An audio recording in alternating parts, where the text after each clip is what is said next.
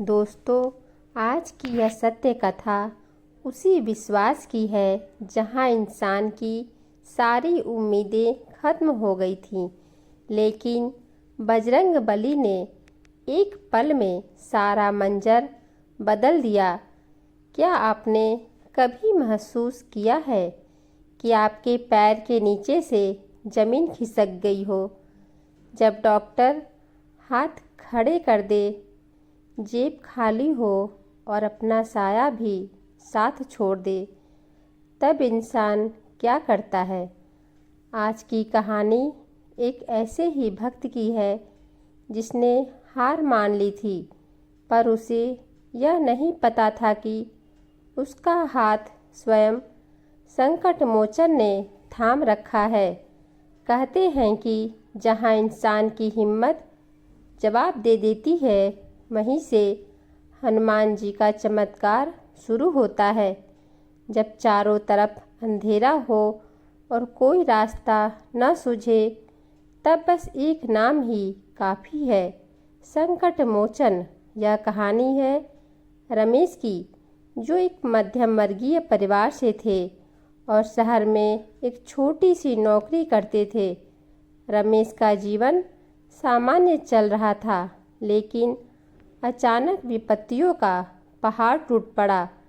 उनकी कंपनी बंद हो गई और उसी समय उनके पिता की तबीयत गंभीर रूप से खराब हो गई।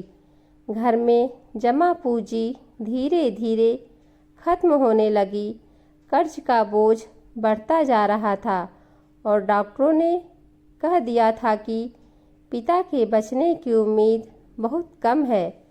रमेश ने हर संभव कोशिश कर ली, हर दोस्त और रिश्तेदार से मदद मांगी, लेकिन अंत में सबने हाथ खड़े कर दिए।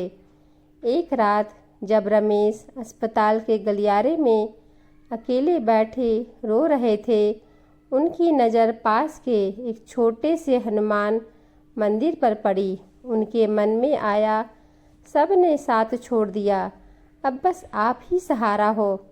रमेश ने संकल्प लिया कि वे अगले 21 दिनों तक प्रतिदिन 11 बार हनुमान चालीसा का पाठ करेंगे और पूरी श्रद्धा से हनुमान जी को अपना दुख सौंप देंगे। संकट कटे मिटे सब पीरा, जो सुमिरे हनुमत बलबीरा। शुरुआती कुछ दिनों में कुछ नहीं बदला, लेकिन रमेश का विश्वास डगमगाया नहीं। 11वें दिन एक चमत्कार हुआ। जिस कंपनी से रमेश को निकाला गया था, वहाँ के एक पुराने क्लाइंट ने उन्हें फ़ोन किया। उन्हें रमेश के काम की ईमानदारी याद थी और उन्होंने रमेश को एक बड़े प्रोजेक्ट के लिए पार्टनरशिप का ऑफ़र दिया, जिसमें एडवांस पैसे भी मिल रहे थे। उसी शाम अस्पताल में एक बड़े डॉक्टर आए जो शहर के बाहर से थे। उन्होंने रमेश के पिता की रिपोर्ट देखी और कहा कि एक नई तकनीक से इलाज संभव है। 21 दिन पूरे होते होते रमेश के पिता की तबीयत में चमत्कारी सुधार हुआ और वे घर वापस आ गए। रमेश का नया काम इतनी तेज़ी से चला कि उन्होंने अपना सारा कर्ज चुका दिया।